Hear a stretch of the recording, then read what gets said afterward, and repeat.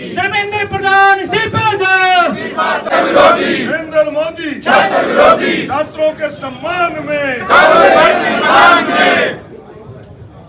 राष्ट्रपति को ज्ञापन दिया जा रहा है दिल्ली के अंदर जो जंतर मंतर पे। मोदी सरकार की दिल्ली पुलिस ने कल जिस प्रकार छात्रों के युवाओं के समर्थन में हमारे नेता लोकसभा में विपक्ष के नेता आदरणीय श्री राहुल गांधी जी, कांग्रेस पार्टी के अध्यक्ष आदरणीय खड़गे जी, हमारी नेता आदरणीय बहन प्रियंका गांधी जी और कांग्रेस पार्टी के तमाम सांसदों ने और उनके साथ अन्य भी विपक्षी सांसद थे, जिस प्रकार शांतिपूर्ण धरना प्रदर्शन कर रहे थे प्रधानमंत्री के आवास के सामने। क्यों कर रहे थे? क्योंकि देश के 7.5 करोड़ छात्रों के साथ अन्याय हुआ और जिस तरह से नीट का पेपर लीक हुआ और उससे छात्रों में जो आत्महत्या करने की बात आई, उससे हमारे नेता आदरणीय राहुल जी का दिल पसीज गया। कोटा में जाके, देहरादून में जाकर के गैर राजनीतिक मंच से ये कहा, मैं आज पार्टी की बात नहीं करूंगा, कांग्रेस की या बीजेपी की बात नहीं करूंगा, मैं केवल और केवल छात्रों के भविष्य की बात करूंगा। उस नेता के साथ में ऐसा व्यवहार।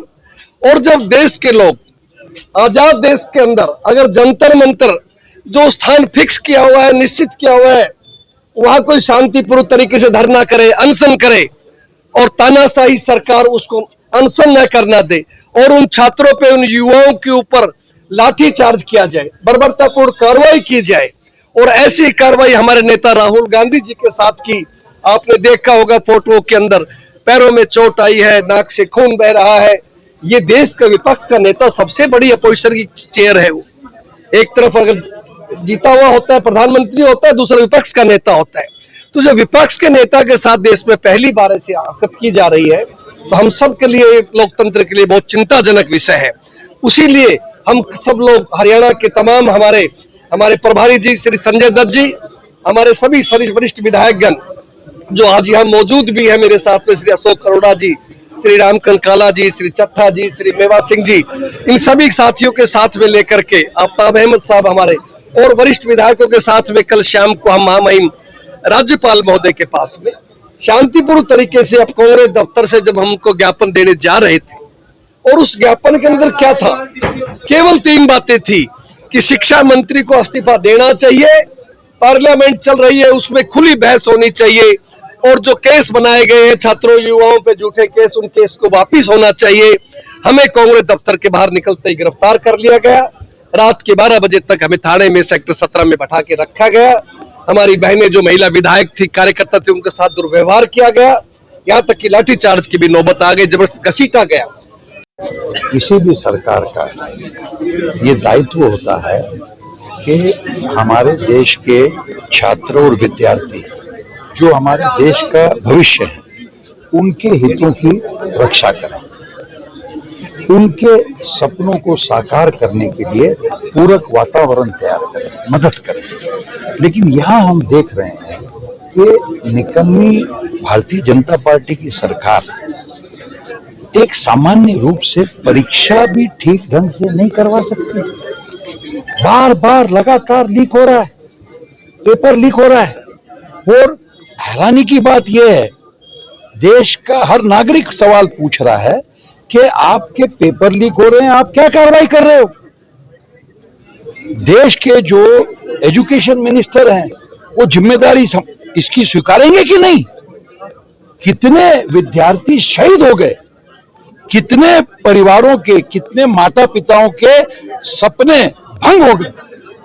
और इसके ऊपर जब देश का युवा जो है जंतर मंतर पे बैठता है, लोकतंत्र में अपनी भूमिका रखने का शांतिपूर्ण सबको अधिकार है, तो उसको कुचल दिया जाता है। हमने देखा सादे वेशभूषा में गुंडों के हाथ में डंडे दे दिए इन विद्यार्थियों को मारने, बच्चियों को मारने, बच्चियों के कपड़े फाड़े गए। क्या हो रहा है देश में?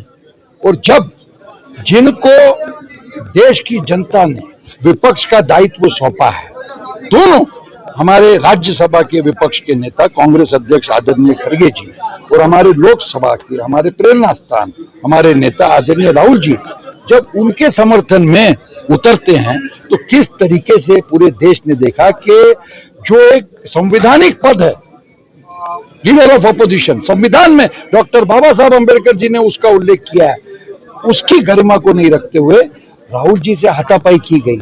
पूरे देश ने देखा कि उनके नाक से खून निकल रहा है और इस खून के एक एक कतरे का बदला देश की जनता आने वाले समय के चुनाव में निश्चित रूप से लेगी।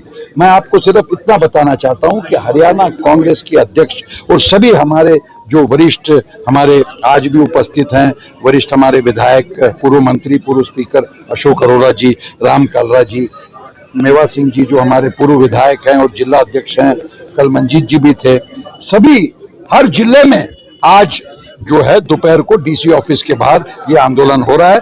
आदरणीय अध्यक्ष जी जो है और मैं आज यहाँ हमें आके आंदोलन में सभी साथियों के साथ भाग लेने का सौभाग्य प्राप्त हुआ। इसके बाद करनाल में भी आंदोलन है, वहां भी हम करने जा रहे हैं। जब तक जैसे अध्यक्ष जी ने 3 मांगों का जिक्र किया कि धर्मेंद्र प्रधान इस्तीफा दें, पार्लियामेंट में इसकी चर्चा और जो गलत तरीके से FIR छात्रों के ऊपर दर्ज किए गए हैं वो हटे, तब तक हमारा आंदोलन चालू रहेगा और युवाओं के साथ, छात्रों के साथ हरियाणा कांग्रेस पूरी ताकत के साथ खड़ी है।